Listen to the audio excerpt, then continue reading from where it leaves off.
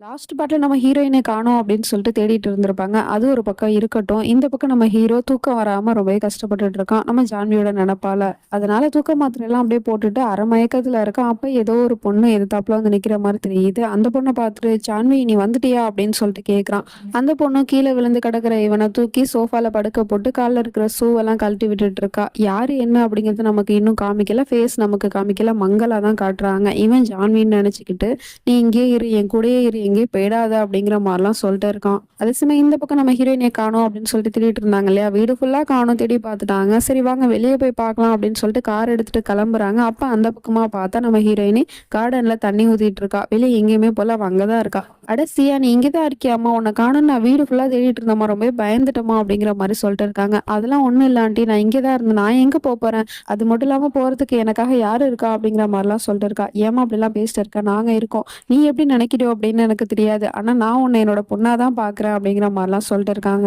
அதே சமயம் இந்த பக்கம் இந்த பையன் நல்லா தூங்கிட்டு இருக்கான். ஆஃபீஸ்ல இருக்கிற ஸ்டாஃப் தான் வந்து எழுப்பி விட்டுட்டு இருக்காங்க. "சார் என்னாச்சு உங்களுக்கு?" அப்படின்னு சொல்லிட்டு கேட்டா, "ஒண்ணும் இல்லையே. சரி தண்ணி கொண்டு வா" அப்படின்னு சொல்லிட்டு தண்ணிய எடுத்து தலையில ஊத்திக்கிட்டு யோசிச்சு பார்த்துட்டு இருக்கான். நைட்டு நடந்தது. அதுல வந்து ஒரு பொண்ணு வந்தால்ல, இவன வந்து அழகா படுக்க வச்சா, அதெல்லாம் நினைச்சு பார்த்துட்டு இருக்கான். ஒருவேளை கனவா இருக்குமோ? ஜான்வி வந்த மாரி நான் தான் யோசிச்சுட்டு இருக்கணும் அப்படிங்கிற மாரி யோசிக்கிறான். அதுக்கப்புறம் அங்க இருக்கிற திங்ஸ் எல்லாம் பார்த்தா, அதெல்லாம் தானா அங்கங்க கரெக்ட்டா இருக்கு. அது மட்டும் இல்லாம இவன் இப்ப கால்ல செருப்பு போட்டிருக்கான். அவன் கால்ல ஷூ தானே இருந்துச்சு. எப்படி இந்த செருப்பு வந்துச்சு?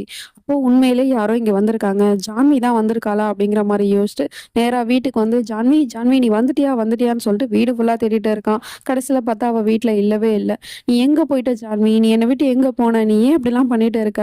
நீ என் வாழ்க்கையில வர்றதுக்கு முன்னாடி வரைக்குமே நான் நல்லா தான் இருந்தேன். என்ன பார்த்துக்கிட்டேன், என் பிசினஸ பார்த்துக்கிட்டேன், இந்த வீட்ட பார்த்துக்கிட்டேன். ஆனா இப்ப பாரு, இந்த வீட்டோட நிலைமைய பாரு, அப்புறம் என்ன பாரு, இது எல்லாத்துக்கும் காரணம் நீ தான்" அப்படின்னு சொல்லிட்டு திட்டிட்டு இருக்கான். அப்புறம் திடீர்னு என்ன நினைச்சான்னு தெரியல. "Sorry, sorry, sorry Janhvi. நான் ஏதோ தெரியாம பேசிட்டேன். உன்னோட தப்பு இல்லம்மா. ஆனா நீ எதுக்காக என்ன விட்டு போன?" அப்படின்னு சொல்லிட்டு அவளோட ஃபோட்டோவ தொட்டு பேசிட்டே இருக்கான்.